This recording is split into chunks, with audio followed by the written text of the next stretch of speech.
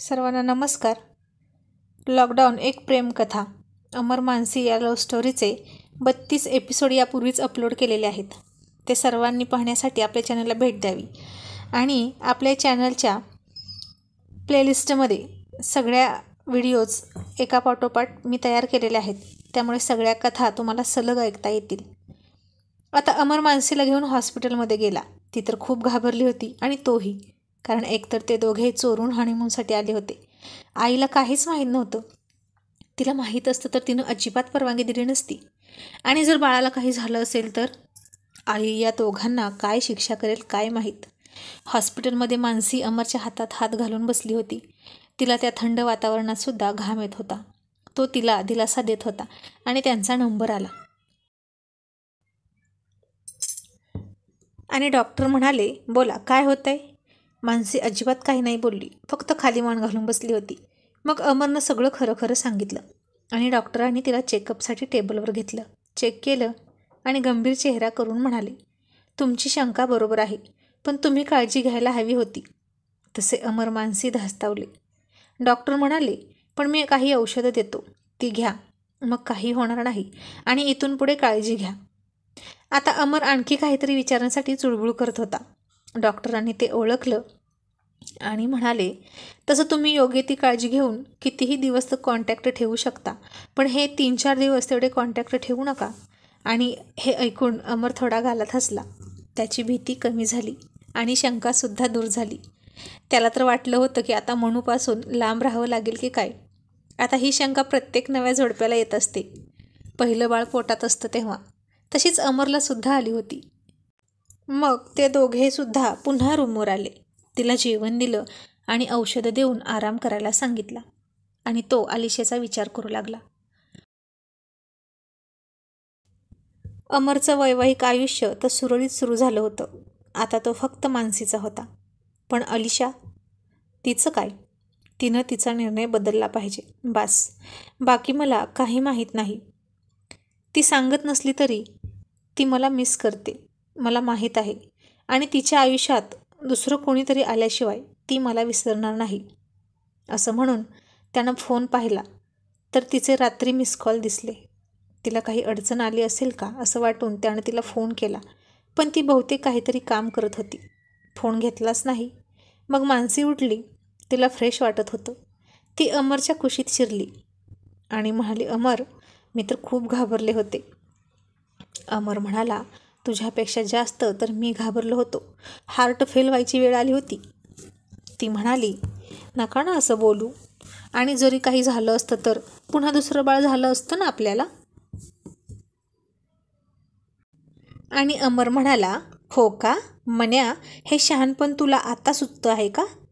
अगं, राजलक्ष्मी शरदेशमुखांच्या भीतीपेक्षा तुला काही झालं तर या भीतीनंच मी घाबरलो होतो. किती घाबरली होतीस तू, नौटंकी कुठली.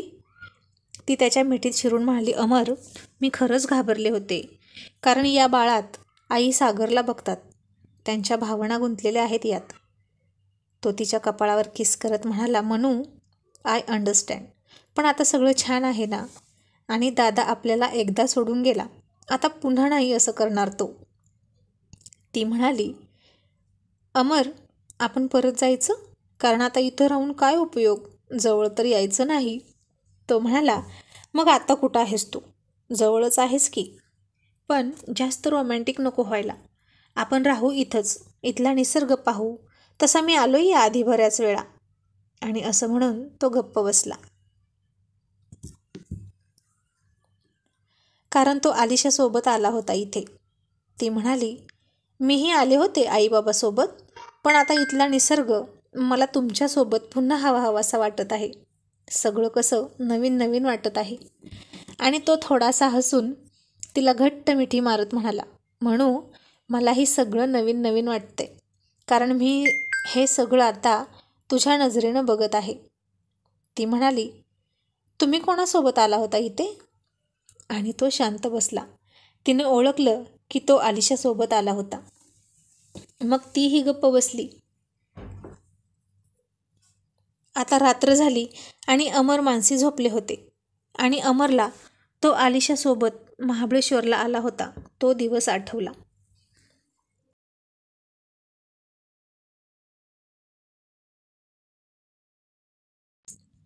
आणि त्याला स्वप्नच पडलं. ते दोघेही खूप फिरले होते, गाणी म्हणाले होते, एकमेकांच्या मिठीत त्यांनी रात्र घालवली होती. आणि दुसऱ्या दिवशी ते इको पॉईंटला बघायला गेले होते आणि तो तिला सांगत होता की पुढे कडा आहे, आणखीन पुढे जाऊ नको. तरी ती ऐकत नव्हती. आय लव्ह यू अमर असं मोठ्यानं बोलत होती. तोच आवाज पुन्हा यायचा, आय लव्ह यू अमर. आणि ती हसत होती आणि तो तिच्यासमोर उभा राहून हसत होता आणि तिचा पाय सटकून ती घसरणार होती आणि तो जोरात ओरडून म्हणाला, आलिशा, आणि झोपेतून घामाघूम होऊन उठला. मानसीसुद्धा दचकून उठली त्याच्या आवाजानं. तिनं त्याला पाणी दिलं आणि म्हणाली, अहो काय झालं, वाईट स्वप्न पाहिलं का? आणि तो घाम पुसत म्हणाला, काही नाही, झोप तू. असं म्हणत त्यानं तिला पुन्हा कुशीत घेतली आणि झोपला. पण त्याची ती आलिशा ही आग तिनं ऐकली होती आणि मनातच म्हणाली, किती प्रेम करतात अमर तिच्यावर, खूप लकी आहे ती. मी जर नसते यांच्यामध्ये आले तर किती खुश असते दोघं. पण आता मी अमरशिवाय नाही राहू शकत. ते दोघेही खूप महान आहेत. हसत हसत त्याग केला त्यांनी. पण मी स्वार्थी आहे, मी त्याग करायला घाबरत आहे. मला माफ कर आलिशा. मी तुझं प्रेम तुझ्यापासून हिरावून घेतलं. आता ती झोपली त्याच्या मिठीत. पण अमरला मात्र झोप येत नव्हती आणि अमरला पुन्हा उघड्या डोळ्यांनी तो प्रसंग आठवत होता. ती पडणार होती इतक्यात अमरनं तिला हाताला पकडून जवळ घेतलं होतं खेचून आणि खूप घाबरून मिठी मारून बसला होता तिला. त्याच्या हृदयाचे ठोके तिला स्पष्ट ऐकू येत होते. इतक्या जोरात ते धडधडत होतं आणि तो घामाने ओला चिंब झाला होता आणि ही खट्याळपणा करत हसत होती. तो तिला ओरडत म्हणाला, काय बावळट आहे का गं तू? आता दरीत गेली असती तर? आणि ती म्हणाली, अशी कशी जाईन मी तुला सोडून? आणि तू जाऊ देशील का मला इतक्या सहज तुझ्यापासून लांब? आणि ती हसत होती अल्लडपणा करत आणि तो मात्र चिडला होता. आणि मग ते सगळं आठवून तो आता मनात म्हणाला, गेलीस ना तू माझ्यापासून लांब. मी तुला नव्हतो जाऊ देणार, पण तू तुझ्या मर्जीनं गेलीस. तू तुझा शब्द नाही पाळला आलिशा. मी मात्र शेवटपर्यंत तुला विनवत होतो. I hate you Alisha because I love you so much. असं म्हणून त्याचं हृदय आतल्या आत कितीतरी वेळ खूप खूप रडत होतं. तिला आता फोन करू का? पण रात्र बरीच झाली आहे. नको, मनू आहे जवळ, ती काही बोलत नाही, ती मला समजून घेते, पण मलाच भान ठेवायला हवं. असं म्हणून त्यानं डोळे मिटून घेतले. इतक्यात मानसीनं त्याच्या छातीवर डोकं घासलं आणि तो तिच्या कपाळावर किस करून रात्री कधीतरी त्यानं त्याचे डोळे मिटून घेतले.